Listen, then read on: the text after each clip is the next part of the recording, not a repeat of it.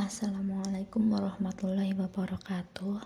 Kami di sini akan mempresentasikan tentang pemikiran teologi kontemporer, rekonstruksi teologi Hasan Hanafi, yang beranggotakan saya Aini Sahroh, Feni Fariha, Ranuma Fikasisah, dan Cynthia Rahmawati. Pengertian teologi. Secara etimologis, teologi berasal dari bahasa Yunani yang terdiri dari kata theos, artinya Tuhan atau dewa, dan logos yang berarti ilmu atau science, study, discourse. Sehingga dapat diartikan bahwa teologi adalah ilmu tentang Tuhan atau ilmu ketuhanan. Sedangkan secara terminologi, kata teologi menurut Collins dalam New English Dictionary memaparkan ialah ilmu yang membahas tentang fakta-fakta dan gejala-gejala agama dan hubungan-hubungan antara manusia dan Tuhan. Keterangan serupa juga dipaparkan William L. Rees yang mengatakan teologi berasal dari bahasa Inggris, yaitu teologi dengan makna discourse or reason concerning God, diskursus atau pemikiran tentang Tuhan, sehingga dapat disimpulkan, masih menurut Ahmad Hanafi, bahwa teologi adalah suatu kajian ilmu yang membahas tentang Tuhan dan pertaliannya dengan manusia, baik yang berdasarkan atas kebenaran wahyu ataupun berdasarkan penyelidikan akal murni manusia. Selanjutnya, biografi Hasan Hanafi. Hasan Hanafi lahir di kota Kairo, Mesir pada 13 Februari 1935, berdarah Maroko. Kakeknya berasal dari Maroko dan neneknya dari kabilah Bani Mur yang diantaranya menurunkan Bani Gamal Abdul Nasir, Presiden Mesir kedua. Pada saat berusia 5 tahun, Hasan Hanafi sudah hafal Al-Quran. Pendidikannya diawali di pendidikan dasar tamat tahun 1948. Kemudian di Madrasah Sanawiyah Khalil Agha, Kairo selesai tahun 1952. Hanafi memperoleh gelar sarjana mudanya dari Universitas Kairo, jurusan Filsafat Fakultas Adab tahun 1956. Kemudian ia melanjutkan ke Universitas Sorbonne Prancis dengan konsentrasi kajian pemikiran barat modern dan pramodern. Selama di Prancis, Hanafi mendalami berbagai disiplin ilmu.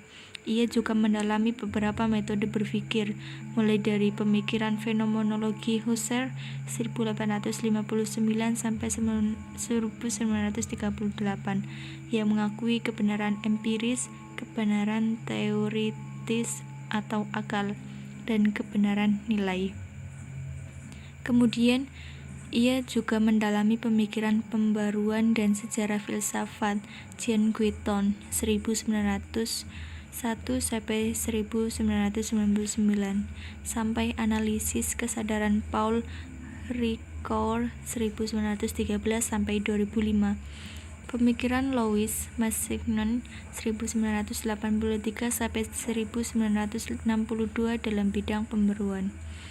Perjalanan ilmiah Hanafi selama di Prancis berlangsung selama kurang lebih 10 tahun, yang membuatnya memiliki kesan abadi pada perkembangan intelektualnya yang membuatnya berucap, "Itulah Barat yang aku pelajari. Aku cinta, aku kritik, dan akhirnya aku benci." Namun, walaupun di kemudian hari ia mengkritik dan bahkan menolak Barat, tetapi tidak bisa dipungkiri bahwa ide-ide liberalisme Barat, demokratisasi, rasionalisme, dan pencerahannya telah merasuk dan mempengaruhi pemikiran-pemikiran Hanafi. Pada tahun 1966, ia berhasil menyelesaikan program master dan doktornya. Materi selanjutnya yaitu pokok pemikiran Hasan Hanafi. Yang pertama, revitalisasi Hasanah Islam klasik. Hanafi menekankan perlunya rasionalisme dalam revitalisasi ini.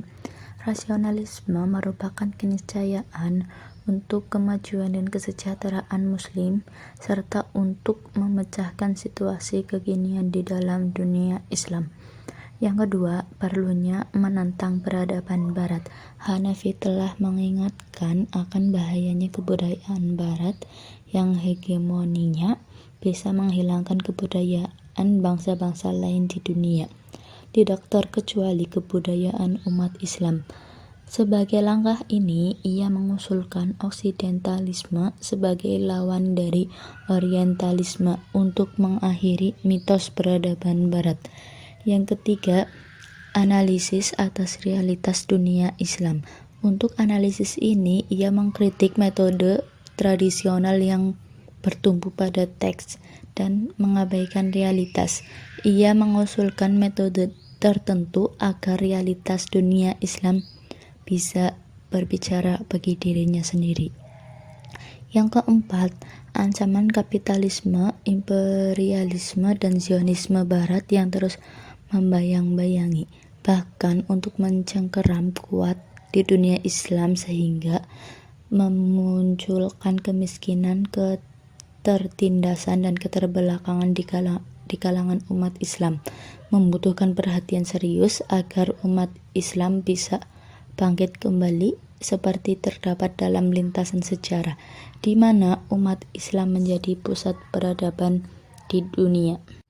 Selanjutnya yaitu konsep pemikiran teologi Hasan Hanafi.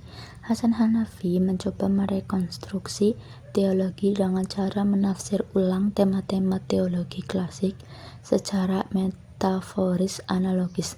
Ada 3 pemikiran penting Hasan Hanafi yang berhubungan dengan tema kalam, yaitu yang pertama, zat Tuhan. Menurut Hasan Hanafi, deskripsi tentang Tuhan adalah wujud atau keberadaan.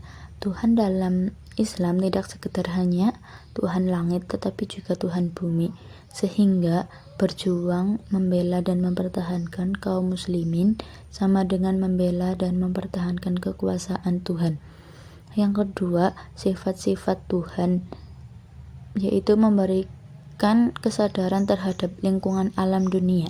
Hasan Hanafi menggunakan sifat-sifat Tuhan sebagai penjelas, seperti sifat wujud, sifat qidam, sifat baqa, sifat mukhalafatul lil hawadis, sifat qiyamuhu bin nafsih, dan sifat wahdaniyah. Yang ketiga yaitu ketauhidan. Menurut Hasan Hanafi, apa yang dimaksud dengan tauhid bukan merupakan sifat dari sebuah zat Tuhan, deskripsi, ataupun sekedar konsep kosong yang ada hanya dalam khayal belaka, tetapi lebih mengarah pada sebuah tindakan konkret, baik dari sisi penafsiran maupun dalam penetapan. Materi selanjutnya, Hasan Hanafi mengajukan konsep baru tentang konsep teologi Islam yang ilmiah dan membumi sebagai alternatif atas kritiknya bahwa teologi tidak ilmiah dan melangit.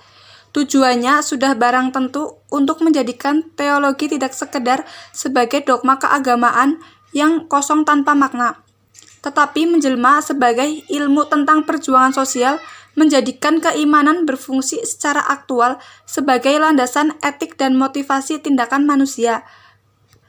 Teori yang digunakan untuk mengatasi kekurangan teologi klasik yang bersifat teosentris. Yang pertama, analisa bahasa.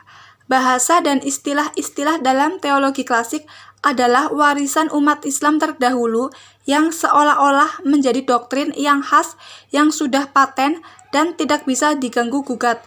Menurut Hanafi, istilah-istilah dalam teologi sebenarnya tidak hanya mengarah kepada yang transenden dan gaib, tetapi juga mengungkap tentang sifat-sifat dan metode keilmuan yang empirik rasional seperti iman, amal, dan imamah, atau yang historis seperti nubuah, dan juga yang metafisis seperti Tuhan dan akhirat.